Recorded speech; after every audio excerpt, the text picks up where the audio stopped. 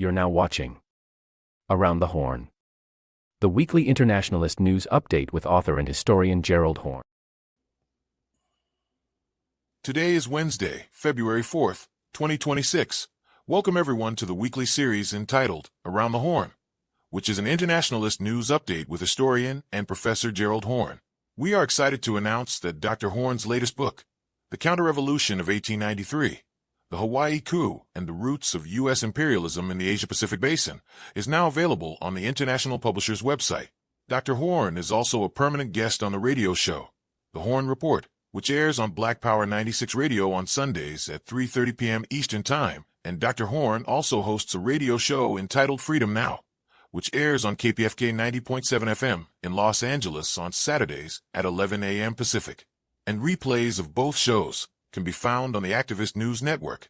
And check out the Around the Horne Substack, entitled Notes from Around the Horne, which is a weekly list of some of the articles reviewed by Dr. Horne in preparation for each week's show. The link can be found in the description of this show. Dr. Horne, thank you for coming on the show. Thank you for inviting me. Horne, as we go around the horn, we want to first ask you about the most recent release of Epstein files. Recent documents released by the U.S. Department of Justice this past Friday, January 30th, mentioned former South African President Jacob Zuma in connection with late convicted sex offender Jeffrey Epstein. And on January 28th, the South African distributor Filmfinity canceled the theatrical release of the documentary Melania 2026, a heavily curated, Amazon-produced film directed by Brett Ratner that follows First Lady Melania Trump during the 20 days leading up to her husband's second inauguration. The South Africans pulled the film just 2 days before its scheduled January 30th release. The distributor cited the current climate and recent developments for the decision to pull the film Melania. Dr. Horne, what is your reaction and analysis of this news out of South Africa? Well, we need to approach this Epstein scandal from a number of different angles, because this document dump of 3 million plus pages with millions more slated to be released, we hope, from the Department of Justice, really is a treasure trove, giving us an X-ray into the depravity of not only the U.S. ruling elite, but as suggested, the South African elite, because Mr. Zuma's tenure as president of South Africa was a disaster. It was a masterclass in venality and corruption. You can draw a straight line from Mr. Zuma's failed presidency to the fact that in the most recent national elections in South Africa, the African National Congress, the ruling party, was forced into a shotgun marriage with the neo-apartheid Democratic Alliance, which continues to hold. The withdrawal of the Melania film is further evidence of a downturn in relations between Pretoria and Washington, which has been worsened by the downturn in relations between South Africa and U.S. allies, speaking of Israel. That is to say, the recent mutual expulsion of diplomats from both countries, not to mention the International Court of Justice case that South Africa brought, making a credible case for genocide being executed by the Israeli authorities in Gaza. With regard to the Epstein case, first of all, we need to put this document dump in context. We should analogize it to previous document dumps. That seems to be a regular event. Not only the WikiLeaks that have been coming out steadily until quite recently, the Panama Papers, the Pandora Papers, the Paradise Papers, all giving us insight into the conniving of ruling classes. And speaking of conniving of ruling classes, I find it quite troubling, to put it mildly, that despite the disturbing revelations in the Epstein files about this convicted pedophile and his consorting with various members of the U.S. ruling elite, the fallout negatively seems to be in London, because the former Prince Mountbatten Windsor, as he's now called, is now being further shamed and probably will lose many of his perks of being in the royal family. But Lord Mandelson, who was a British Labour figure who served Gordon Brown, the former prime minister, has been seen to be leaking confidential information about the inner workings of London to Mr. Epstein. And therefore, Mr. Epstein and his cronies can trade on that information to the detriment of the British economy. And therein, you begin to see the role that Mr. Epstein plays. Although officially he supposedly was some sort of tax wizard, actually he was a vector of intelligence gathering. Intelligence gathering, as we shall note shortly, not only on behalf of the Central Intelligence Agency, but Israel's Mossad as well, which is the equivalent of Israel's CIA. But it also represents an anti-democratic trend because it represents the privatizing of foreign policy. When Tulsi Gabbard, the director of national intelligence under Mr. Trump, makes some sort of blunder or error, or even something approaching a crime, at least theoretically, she can be summoned before Congress where she can be browbeaten, for example, by Congresswoman Omar of Minnesota. But Mr. Epstein playing an intelligence role, no one really knows what he has been up to because he's not officially on the payroll. And so therefore he can engage in daring do and various evil acts without any sort of democratic accountability. We should also point out that these Epstein files expose his multiple ties to former Israeli Prime Minister Ehud Barak. I, in fact, have heard recordings of their conversations, which are quite revealing. And I should also say that it reveals the misdeeds of what might be called the billionaire boys club. Elon Musk, for example, Bill Gates, for example, Howard Lutnick, for example. And it also reveals something else that I have not seen in commentary, which is that the Epstein scandal also represents the negative fallout from the overthrow of the socialist camp in Eastern Europe. That is to say, as has been the case, I'm afraid to say, for centuries, the women of those deposed regimes serve as a kind of, pardon the expression, a kind of booty that can be exploited by the US imperialists.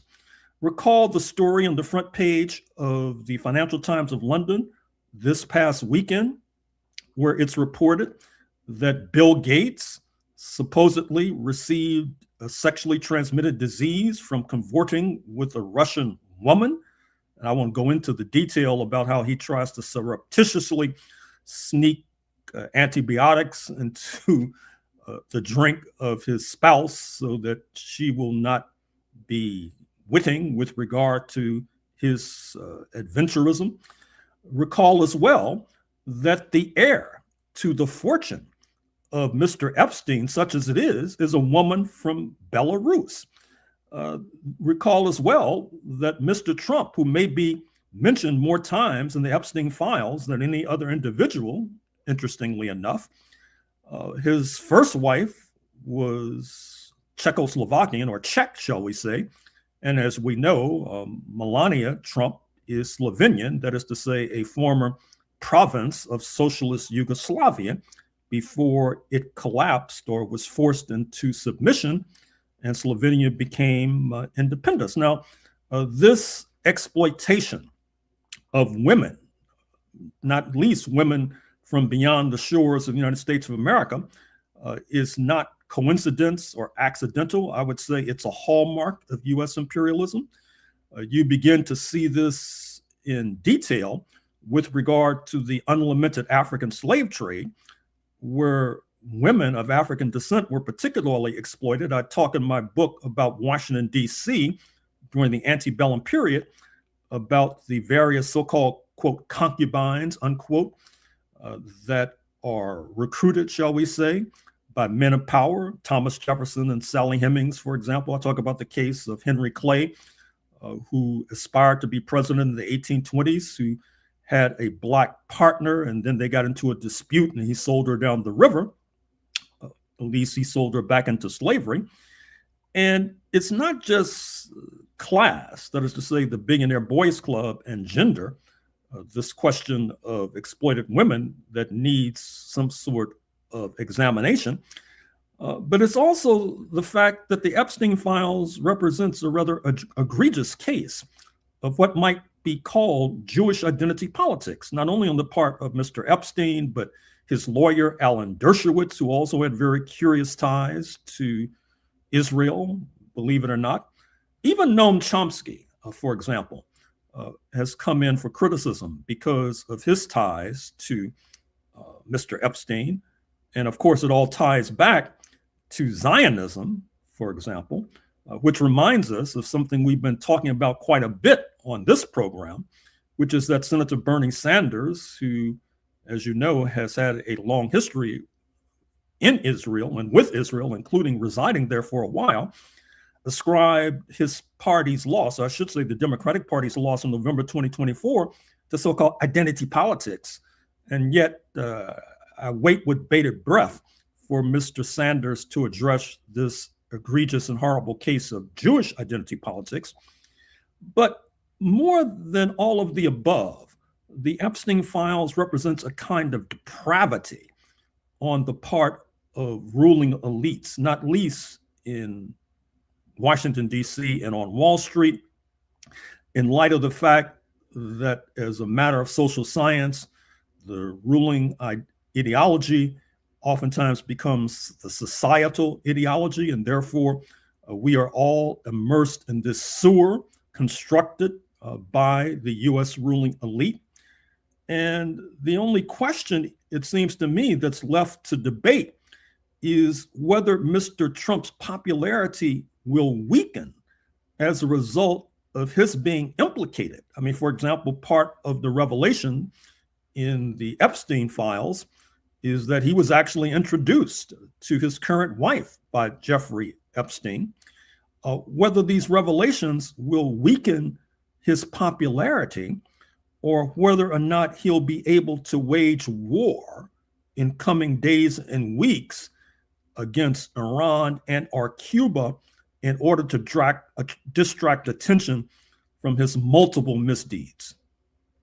Horne, as we go around the horn, we also want to ask you about Cuba. Trump's latest executive order, issued on January 29th, is an intensification of the six-decade U.S. policy, which seeks to suffocate and strangle Cuba's economy to force regime change.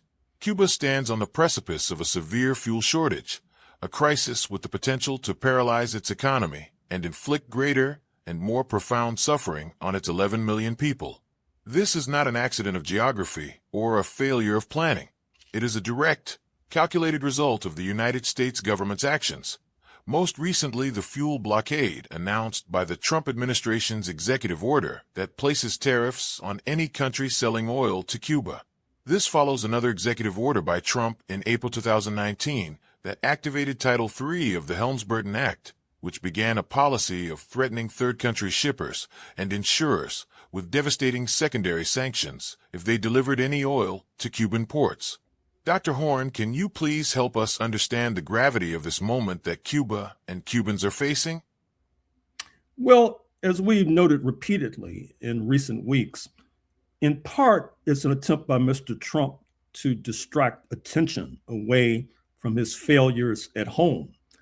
And we should also recognize that it's a reflection of his domestic and global strategy as well. What I mean by that is when the well-known journalist Don Lemon was arrested for committing journalism in Minneapolis just a few days ago, the fact of the matter is that instead of perpetuating journalism in coming days and weeks, he'll be in a court of law. And he'll be expending resources on the expensive Washington lawyer, speaking of Abbe Lowell, who, as you know, was the defense counsel for New York State Attorney General Letitia James, Federal Reserve Governor Lisa Cook. And therefore, Even if he is not convicted, he is being derailed from informing the public about what's going on in Minnesota and elsewhere. And likewise, when Cuba is under the gun, as it is now, it forces Cuba's allies, particularly Russia, China, Vietnam, to expend resources to prop up the Havana government and society. And these resources could have gone, needless to say, to their own working class and to their own struggles.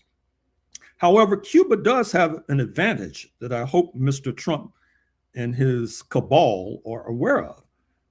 Being not far from Key West, Florida, not far from Pensacola, Miami, Mobile, Alabama, if pressed and attacked, Cuba could attack the southern reaches of the United States of America and inflict serious damage.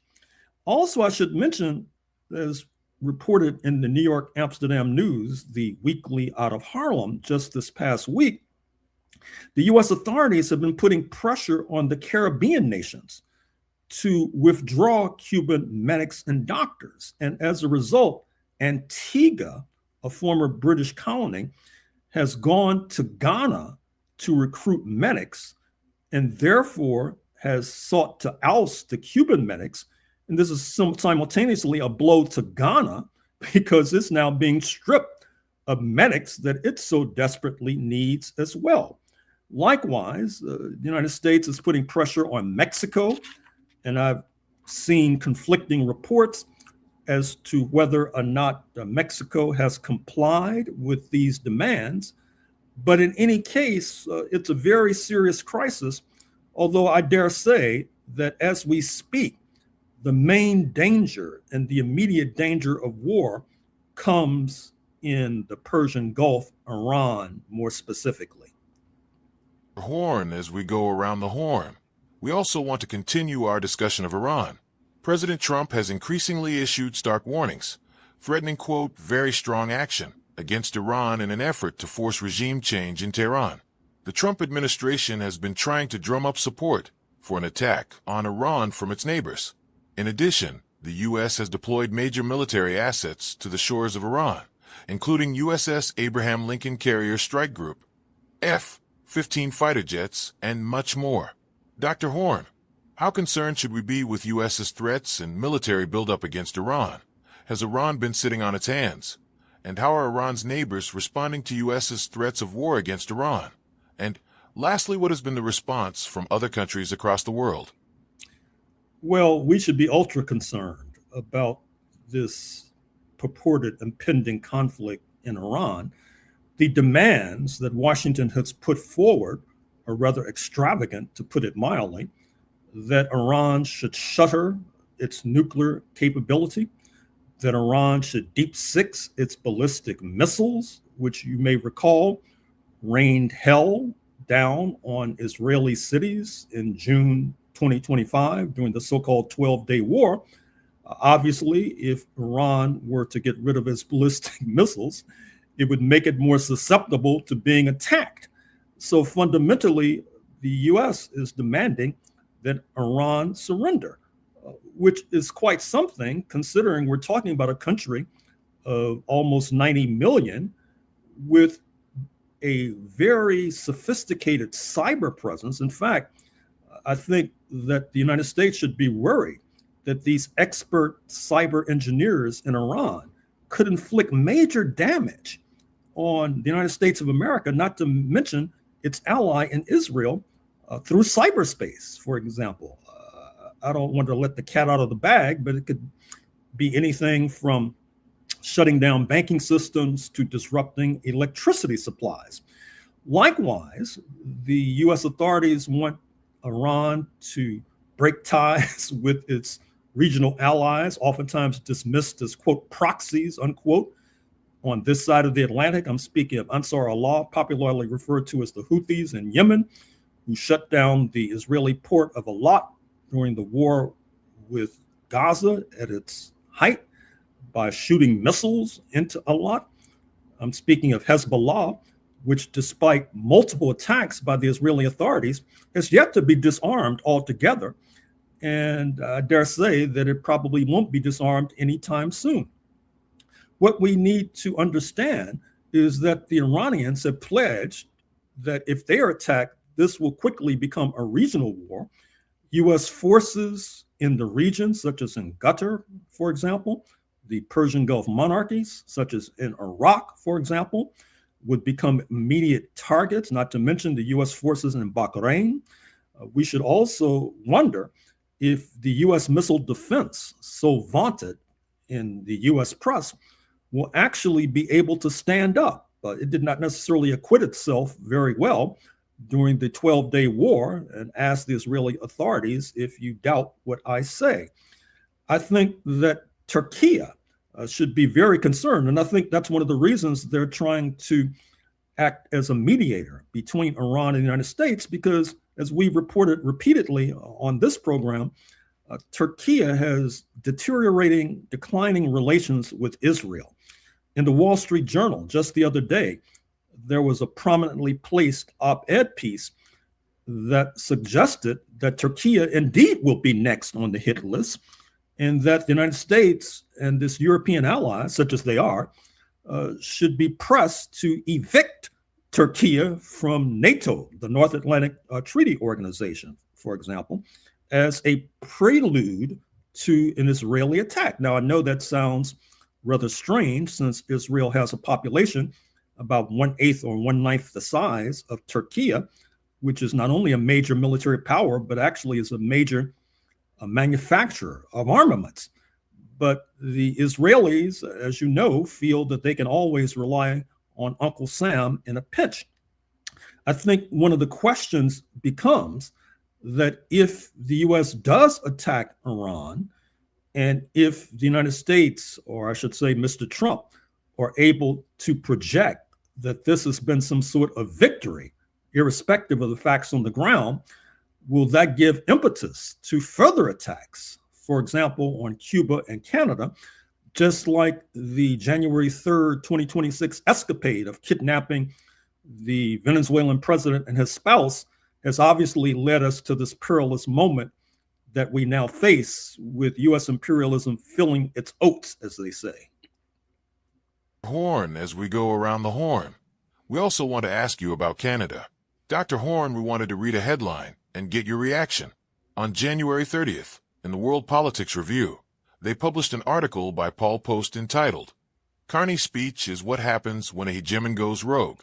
Dr. Horne, it seems sort of ironic, to say the least, that the North American settlers who revolted against London in 1776 are now tipping the planet toward fascism, while Canada, which did not revolt, in its own way, per Carney at Davos, is seeking to organize against the successful post-1776 rebels, does it not? Oh, absolutely. And that's another point that has been lost in the commentary, not only the commentary in the bourgeois press, but even in the left-wing commentary. But back to Canada, more specifically and pointedly, the U.S. State Department has been making noises about making Alberta, the oil-rich province of Canada, the 51st state. And in fact, there's evidence to suggest that U.S. imperialism may be funding a separatist movement in Alberta. This would be as if China were supporting a separatist movement in California, for example. And what's even more curious, and I would like our friends on the left to focus on this allegation in particular, that if by some stroke of fate, Alberta were to become the 51st state, this former, or erstwhile, I should say, Canadian province would probably be the most progressive U.S. state, even though right now it's a conservative U.S. province. But if it joined the United States, it would be on the left, because the folks in Alberta are accustomed to single-payer healthcare, for example, which we can only dream about. And obviously, mulling that latter point should make us reconsider and reconceptualize 1776, reconceptualize republicanism, and reconceptualize the purported alleged virtues of the post-1776 dispensation south of Canada. I should also say that this leads to a point that we've been trying to stress repeatedly, and it bears reiteration, which is that many of our friends on the left, contrary to what I just said about Alberta, for example, continue to repeat robotically this mantra that if the opposition parties in the United States would only nominate social democrats for office, then the settler-descendant working class would flock to their banner. Now, we had a demonstration project in New York City in 2025 when a social democrat, Z. Kwame Mamdani, was successful in becoming the mayor of Gotham. Of course, he did not win the borough of New York City, that is the bastion and citadel of the settler-descendant working class, Italian-American, Irish-American, and Jewish-American altogether, speaking of Staten Island. And of course, he did not prevail on the Upper East Side of Manhattan, the citadel and headquarters of the 1%. And that kind of anti-Mamdani coalition represents the kind of class forces that helped to bring U.S. imperialism into birth post-1776 in the first instance. Another question should be how Canada's posture impacts the global correlation of forces. Now, once again, even in the left commentary, a lot of it has been focused on the hypocrisy of Mark Carney only objecting to the hegemon when the hegemon turns his guns on Ottawa. Well, that's a fair point. As the lawyers say, we can stipulate that that's an accurate response. But as radicals and revolutionaries, what we should be assessing is what will be the impact of Canada trying to organize a bloc of nations in opposition to U.S. imperialism and opening or reinvigorating relations with China in the process. What impact will that have on the global correlation of forces? That's the question we should be posing, because that's the question that ultimately will help to determine whether we can rescue Cuba from the desperate fate that it now seems to be facing. For example, will Canada send more aid to Cuba? And by the way, as you probably know, Canada has diplomatic relations with Havana and has for years. The late Prime Minister Pierre Elliott Trudeau, the father of the former Prime Minister Justin Trudeau, was quite friendly with Fidel Castro.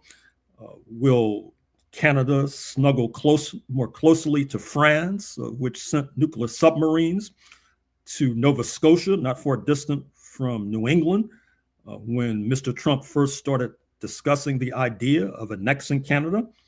In other words, to repeat, just saying Carney is a hypocrite is insufficient and not worthy of the kind of movement we need to build. Dr. Horne, as we go around the horn, we also want to ask you about the meeting yesterday, Tuesday, February 3rd, at the White House between President Trump and Colombian President Gustavo Petro.